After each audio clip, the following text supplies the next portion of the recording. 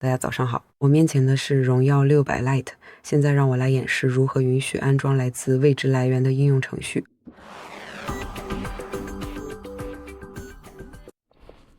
首先打开设置，然后找到并选择安全与隐私，向下滚动，打开更多安全与隐私设置。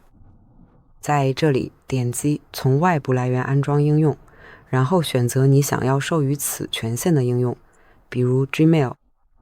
现在只需勾选允许此应用就完成了，就是这样。请记住，允许从这些未知来源安装应用会让你的设备和个人数据更容易受到安全威胁，请注意这一点，并在使用时小心。就这样，全部内容就是这些。感谢您的观看，请订阅我们的频道并点赞。